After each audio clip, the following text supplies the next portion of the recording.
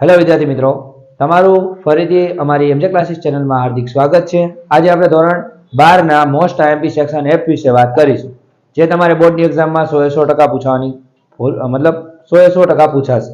એટલે તમારે બધાને આ ધ્યાન રાખવાનું છે। મેં ફોર્મેટ ગાળેલું છે। હું તમને દાખલો ગણાવું છું। જો દાખલાની અંદર તમને કાંઈ પણ ન સમજાય તો તમે મને કોમેન્ટ્સમાં જણાવી શકો છો। ચલો શરૂઆત કરીએ આપણે। 47મા નંબરનો દાખલો છે, હર્ષ અને યશાવાળો છે। નીચે દર્શાવેલ કાચા સર્વે અને હવાલાઓને ધ્યાનમાં લઈ અને તેમની પેઢીના 31/3/2023 ના રોજ પૂરા થતા વર્ષના વાર્ષિક હિસાબો તૈયાર કરો। જેની અંદર તમને એન્ટ્રી આપેલી છે અને હવાલાઓ આપેલા છે। તો સૌથી પહેલા આપણે શું કરવાનું છે? હવાલાઓની અસર મતલબ હવાલાઓ ટીક કરવાના છે। તો ચલો જોઈએ। આખર માલના સ્ટોકની મૂળ કિંમત 10,000 છે, જે પૈકી 50% સ્ટોકની કિંમત ઉપજી શકે તેમ નથી। તો આપણે એ હવાલો અહીંયા ટીક કરવાનો। મકાન ખરીદીના કાનૂની ખર્ચા 4,000 કાનૂની ખર્ચમાં સમાવેશ થઈ ગયો છે। તો કાનૂની ખર્ચ ઉપર અને મકાન બંને ઉપર અસર કરશે, એટલે બંને ઉપર ટીક કરજો। ત્યારબાદ દેવાદારો પર 5% ગાળખાત અનામતની જોગવાઈ કરો। તો આપણે દેવાદારો પર શું કરવાનું? 5% ગાળખાત અનામત ગણવાની છે। ત્યારબાદ ફર્નિચર ઉપર 10% અને મકાન ઉપર 5% ઘસારો ગણવાનો છે। તો બંને ઉપર ટીક કરી નાખજો, ફર્નિચર અને મકાન ઉપર। પેટર્નનો 1/3 ભાગ માંડી વળવાનો છે। ઓકે, હવાલા બી સાવ ઈઝી છે। ઓકે, અને દાખલો તમને આવડી જશે। ચલો આપણે શરૂઆત કરીએ। સૌથી પહેલા મૂડી આપી છે, મૂડી અને ઉપાડ। તો પહેલા આપણે મૂડી અને ઉપાડ લખ નાખી। તારીખ ખાસ યાદ રાખવાની, 31/3/23 હોય તો એની તારીખ શરૂઆત ક્યાં થાય? 1/4/22 થાય। સોરી, આ તારીખ કઈ બાજુ આવશે? 1/4/22 અને અહીં લખવાનું બાકી આગળ લાવ્યા અને બંનેની મૂડી આપણે લખી નાખ। પહેલાની છે 35,000 ને 15,000, તો આની આપણે 35,000 લખ નાખશું અને આની આપણે 15,000 લખ નાખશું। રેડી? હવે ઉપાડ આપ્યો તો આપણે 31/3/2023 કોના ખાતે લખવાનું? ઉપાડ ખાતે। તો રકમ કેટલી આવશે ઉપાડ ખાતે? 5,000 અને 2500, 5,000 અને 2500। ત્યારબાદ પાઘડી આપી છે। પાઘડી તમારી અદ્રશ્ય મિલકત ગણાય, તો એ આવશે પાકા સરવૈયામાં। ખાસ ધ્યાન રાખજો, એન્ટ્રી બી ધ્યાન રાખજો। પાઘડી કેટલી આપી છે? તો પાઘડી તમને આપેલી છે 5,000। રેડી? નો સમજાય તો એન્ટ્રી તમારે ટીક કરતું જવાનું, જે મૂકતા જાવ ટીક કરતું જવાનું, ખબર પડે કોઈ એન્ટ્રી બાકી રહેતી નથી। પછી આવશે પેટર્ન। તો પેટર્ન છે 2700, એની પર હવાલો છે, તો રકમ આપણે અંદર રાખીએ 2,700। ત્યારબાદ લેણું અને દેવું આપ્યું છે। તો લેણુંમાં કોઈ હવાલો તો છે નહીં, એટલે આપણે લેણું બહાર કાઢી નાખશું અને દેવું બી બહાર નીકળી જશે। સોરી, લેણા ઉપર તો હવાલો છે દેવાદારોનો, એટલે અંદર રાખશું આપણે। તો લેણાની ઉધાર બાકી હોય અને દેવાની શું હોય? જમા બાકી।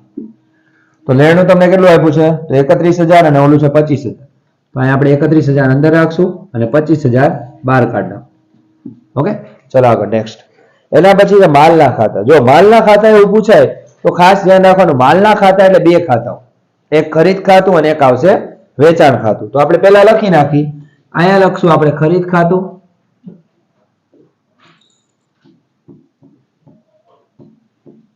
અહીંયા આવશે વેચાણ ખાતું, અથવા વેચાણ લખો તો હાલે, ખરીદી લખો તોય ચાલશે, આપણે અહીંયા ખરીદી જ લખીએ ટૂંકમાં। ઓકે, ને વેચાણ લખીએ। ખરીદીની ઉધાર બાકી હોય તો માલના ખાતામાં જે ઉધાર બાકી છે 40,000 એ તમારી ખરીદી ગણાય, અને 89,250 એ તમારું વેચાણ ગણાય। તો આની પર હવાલો છે, જોઈ લઈએ આપણે। તો ખરીદી ઉપર અસર નથી કરતો અને વેચાણ ઉપર નથી કરતો, પણ ખરીદ પરતને આપેલું છે એટલે અંદર રાખશું। ખરીદી કેટલી હતી તમારી? 40,000 અને વેચાણ છે તમારું કેટલું? 89,250। ચલો આગળ। એના પછી છે યંત્રો। યંત્રો કેટલા છે? 15,000, તો આપણે યંત્રો અહીંયા રાખીએ। હવે યંત્ર ઉપર હવાલો ન હોય તો રકમ બહાર કાઢી નાખવાની। તો જોઈ લઈએ આપણે યંત્ર ઉપર હવાલો છે, યંત્ર ઉપર હવાલો નથી તો આપણે બહાર કાઢી નાખો। રકમ કેટલી આવશે? 15,000। ચલો ત્યારબાદ શરૂઆતનો સ્ટોક જે છે 6,000, તો અહીં લખ નાખવાનું ઉપર શરૂઆતનો સ્ટોક કેટલો આવશે? 6,000। ચલો ત્યારબાદ ફર્નિચર આપ્યું છે। ફર્નિચર ઉપર હવાલો હતો 3,000, તો અંદર રાખો રકમ। ઓકે, તો આપણે ફર્નિચર અંદર રાખશું, કેટલું આવશે? 3,000। ત્યારબાદ છે માલ પરતના ખાતા। તો માલ પરતમાં બે છે, એક આવશે અહીંયા ખરીદ પરત અને એક આવશે અહીંયા વેચાણ પરત। હવે ખરીદ પરતમાં શું આવશે? તો ખરીદ પરતની કઈ બાકી હોય તો એની જમા બાકી, વેચાણની શું? વેચાણ પરતની ઉધાર બાકી। એટલે 7,500 આપણે અહીંયા લખશું ઉધાર બાકીમાં વેચાણ પરત, અને 5000 રૂપિયા આપણે અહીંયા લખશું જે આપણું છે ખરીદ પર. ઓકે, ચલો આગળ. એના પછી મજૂરી. તો મજૂરી ક્યાં આવશે? તો મજૂરી છે 4000 જે આવશે વેપાર ખાતાની ઉધાર બાજુ. તો અહીં લખ નાખો મજૂરી કેટલી આવશે? 4000. ત્યારબાદ છે ફર્નિચરનો ઘસારો. જો અંદર તમને ફર્નિચર ઉપર હવાલો આપ્યો, ફર્નિચર પર ઘસારો આપ્યો, તો પેલા શું કરવાનું? જૂનો ઘસારો એમાં પ્લસ કરી દેવાનો 300 રૂપિયા. તો આપણે ફર્નિચરમાં પ્લસ કરી નાખી જૂનો ઘસારો, તો 300 રૂપિયા આપણે પ્લસ કરી નાખી. રકમ કેટલી આવી? 3300 જે અંદર રાખવાની છે. ઓકે, ત્યારબાદ સ્ટેશનરી અને છપામણી. તો તમારા માટે શું ગણાય? ખર્ચ ગણાય. એટલે ક્યાં આવશે? નફા નુકસાન ખાતામાં લખ નાખી સ્ટેશનરી અને છપામણી. તો તમે જોઈ શકો સ્ટેશનરી અને છપામણી કેટલી છે? 1550. એની ઉપર કોઈ હવાલો નથી. ચલો એના પછી હવે આવે છે મકાન. તો મકાન ઉપર હવાલો હતો તો રકમ અંદર રાખો. મકાન આપણે અંદર રાખીએ. મકાન કેટલું હતું તમારું? 46000 રૂપિયા. ચલો ત્યારબાદ કાનૂની ખર્ચા. એના ઉપર હવાલો છે એ અંદર રાખશું આપણે કાનૂની ખર્ચા. તો કાનૂની ખર્ચા કેટલા આવશે? 6500. ત્યારબાદ છે રોકડ શિલક. તો 300 રૂપિયા છે જે તમારી મિલકત ગણાય. તો અહીં લખ નાખો છેલ્લે રોકડ શિલક. કેટલા રૂપિયા?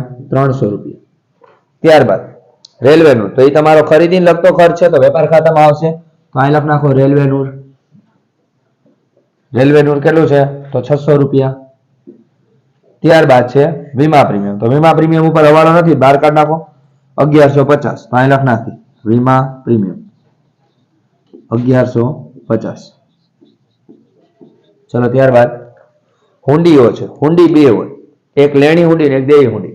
તો લેણી હુંડીની ઉધાર બાકી હોય જે અહીંયા આવશે, અને દેવી હુંડીની જમા બાકી હોય જે અહીંયા આવશે. એ ખાસ ધ્યાન રાખજો. તો હુંડીઓમાં 4000 ઉધાર બાકી છે એટલે ક્યાં આવશે? અહીંયા આવશે. અને પછી આવ્યા તમને 2500 રૂપિયા. તો 2500 રૂપિયા અહીંયા આવશે. ત્યારબાદ છે ટપાલ ખર્ચ. તો ટપાલ ખર્ચ કયો ખર્ચ ગણાય? ધંધાનો. તો એ ક્યાં આવશે? અહીંયા આવશે. અહીં લખ નાખો ટપાલ ખર્ચ. તો ટપાલ ખર્ચ કેટલો આપ્યો છે તમને? 2000. ચલો ત્યારબાદ ખાલખાત અને ખાલખાત અનામત આપી. તો એના માટે ફોર્મેટ દો નાખવાનું. અહીંયા ખાલખાત કાચા સરવૈયાની પ્લસ ખાલખાત હવાલાની પ્લસ ખાલખાત અનામત હવાલાની માઇનસ ખાલખાત અનામત કાચા સરવૈયાની. હવે જોઈ લ્યો ખાલખાત કાચા સરવૈયાની કેટલી આપી? 1500 રૂપિયા. રેડી? પછી તમને 2000 રૂપિયા ખાલખાત અનામત આપી. તો અહીંયા લખ નાખવાની નીચે. ત્યારબાદ છે વટાવ. વટાવ બે આપ્યા છે, એક આપેલો વટાવ ને એક મળેલો વટાવ. તો અહીંયા આપણે આપેલો વટાવ લખ નાખી આપેલ વટાવ, અને અહીંયા આપણે મળેલ વટાવ લખ નાખી મળેલ વટાવની જમા બાકી અને આપેલ વટાવની ઉધાર બાકી. તો આના 750 રૂપિયા છે અને ઓલાના કેટલા આવશે? 1500 રૂપિયા. ઓકે, ચલો હાથ પર સ્ટેમ્પ અને ખાલખાત પરત આપી. તો હાથ પર સ્ટેમ્પ એ તમારી મિલકત કહેવાય. જે મિલકત લેણા બાજુ આવશે તો અહીં લખ નાખવાનું હાથ પર સ્ટેમ્પ. આ યાદ રાખજો, નવી એન્ટ્રી છે. ઓકે, હાથ પર રોકડ હોય, હાથ પર બેંક સિલક હોય, કે હાથ પર સ્ટેમ્પ હોય, કે હાથ પર સ્ટોક હોય, ગમે એ મિલકત જ ગણાય તમારી. તો એની ઉધાર બાકી એટલે 150 અહીં લખવાના. ખાલખાત પરત તમારા માટે આવક ગણાય અને એની જમા બાકી હોય એટલે ક્યાં આવશે? અહીંયા આવશે ખાલખાત પરત. તો ખાલખાત પરત કેટલી છે? તમને 1250 રૂપિયા આપેલી છે. રેડી? ત્યારબાદ છે એચડીએફસી ની લોન. જે તમારા માટે દેવું ગણાય. તો ક્યાં આવશે? મૂડી દેવા બાજુ અહીં લખ નાખી એચડીએફસી ની લોન. કેટલા ટકાની છે? તો 12%. અત્યારે આપણે રકમ અંદર રાખી 10000 રૂપિયા, કેમ કે આની પર છૂપો હવાલો છે. ઓકે, ચલો હવે આ બધી એન્ટ્રી મેં દઈ દીધી છે. કોઈને એન્ટ્રીમાં ડાઉટ હોય તો મને કોમેન્ટ્સમાં જણાવી શકો છો. ઓકે, હવે આપણે હવાલાની શરૂઆત કરીએ. જો એન્ટ્રી આ રીતે દેશો તો તમને માર્ક મળશે, પણ તમારે આખો દાખલો પૂર્ણ કરીને 11 માંથી 11 માર્ક મેળવવાના છે. આપણે એન્ટ્રીના માર્ક નથી જોતા, આપણે પૂરેપૂરા માર્ક જ જોતા છે. તો ચલો શરૂઆત કરીએ. પેલા છુપાવાળાથી શરૂઆત કરી. ચલો, એચડીએફસી ની લોન તમને 1 7 થી આપી છે. હવે 1 7 થી આપણે લોન કરીએ તો શું થશે? માની લ્યો કે ગણતરી કરીએ તો 10000 ના તમે 12% કરો પેલા. તો 10000 ના 12% એટલે 1200 રૂપિયા થશે.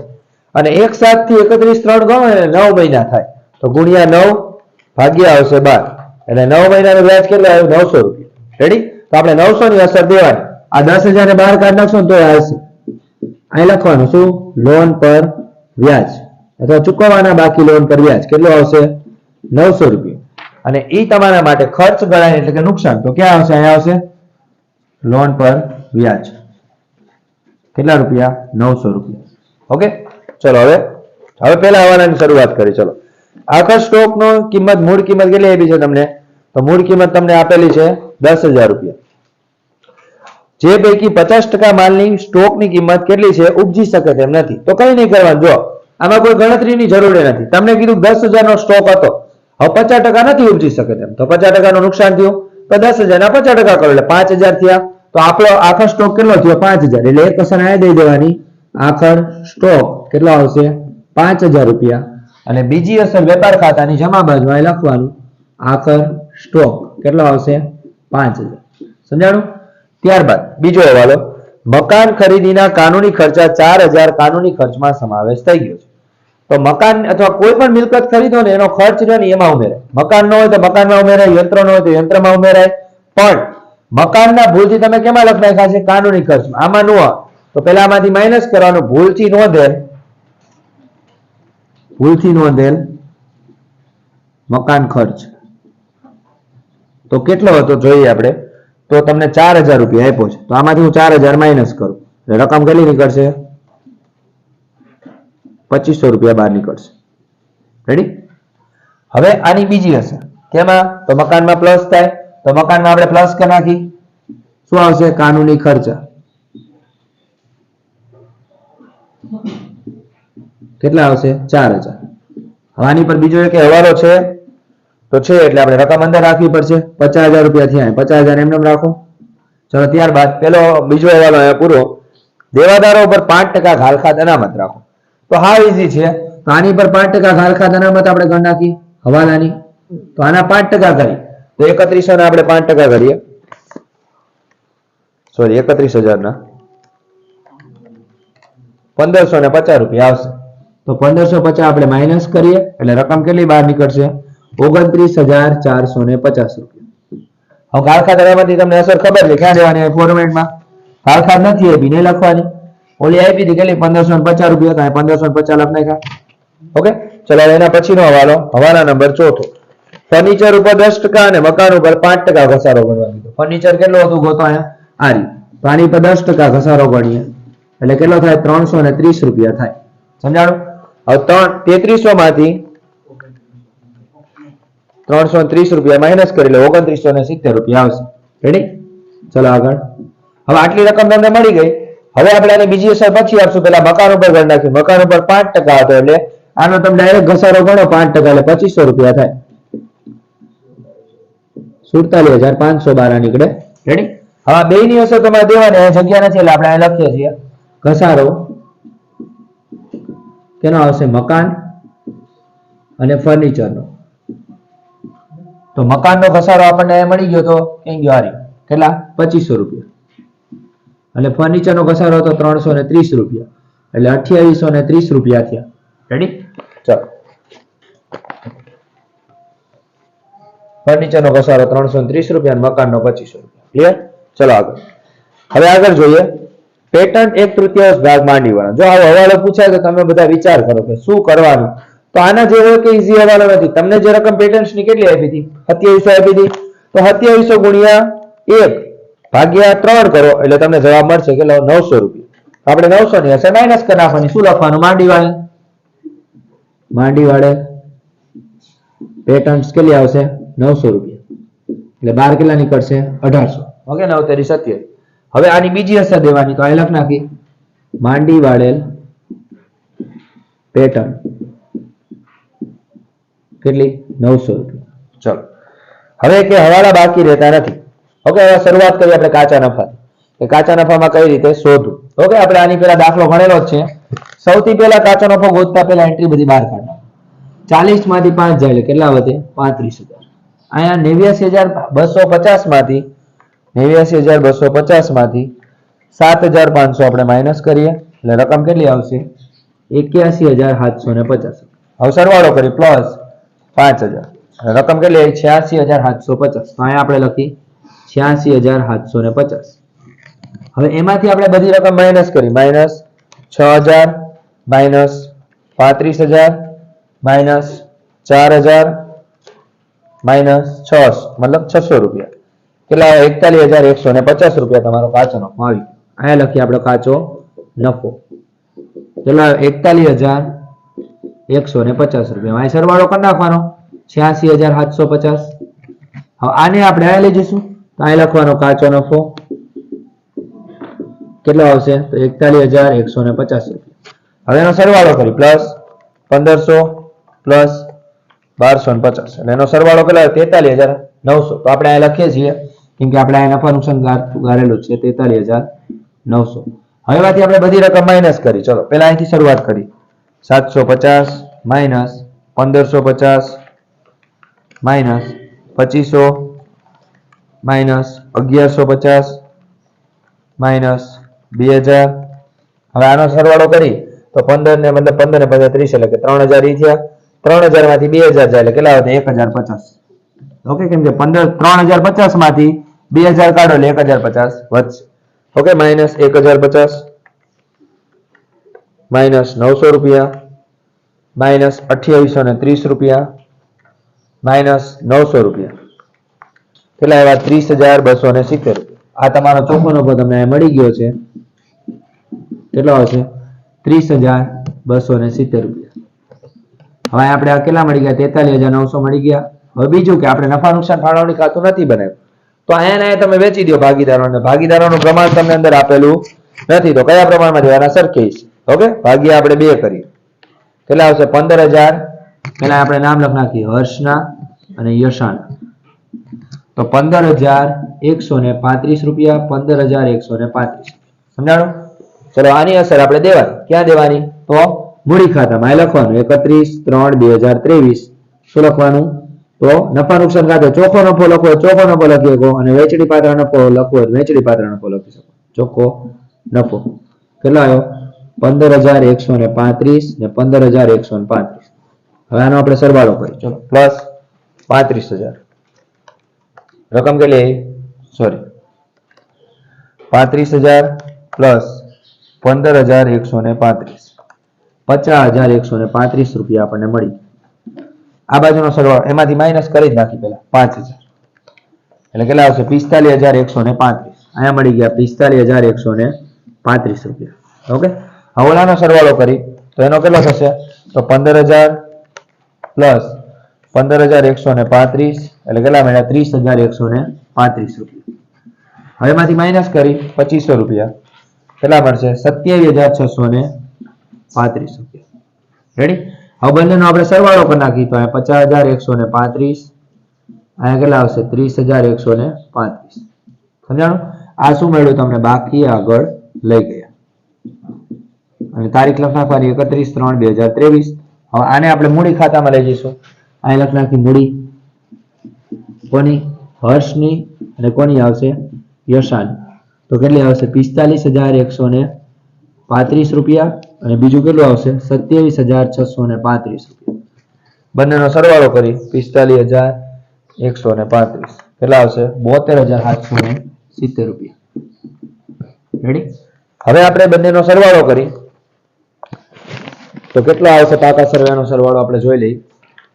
તો ચલો 72,770 વત્તા 25,000 પ્લસ 2500 પ્લસ 10,000 પ્લસ 900 રૂપિયા 1,11,170 રૂપિયા. આનો સરવાળો છે 1,11,170 રૂપિયા. ઓકે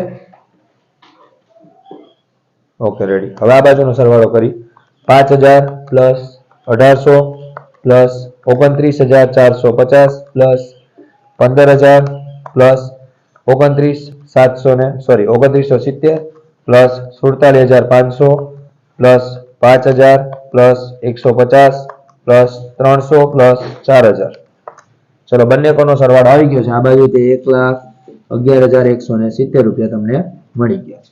ઓકે વિદ્યાર્થી મિત્રો આ દાખલો પૂર્ણ થાય છે. જોઈ લેજો ન હોય તો સ્ક્રીનશોટ પાડી લેજો અને આમાં કોઈ પણ પ્રકારનો તમને ન સમજાય હવાલો તો તમે મને કોમેન્ટ્સમાં જણાવી શકો છો. ઓકે વિદ્યાર્થી મિત્રો આ દાખલા નંબર આપણો 47 હતો. ઓકે સેક્શન 8 માં તમારે આ દાખલો પૂછાશે. ઓકે હવે આપણે આના પછીનો 48મો દાખલો તમારે કેવો પૂછાય એની વાત કરી. ઓકે વિદ્યાર્થી મિત્રો, ચાલો વિદ્યાર્થી મિત્રો, હવે આપણે દાખલા નંબર 48 કઈ રીતે પૂછાશે એના વિશે આપણે વાત કરી. ઓકે,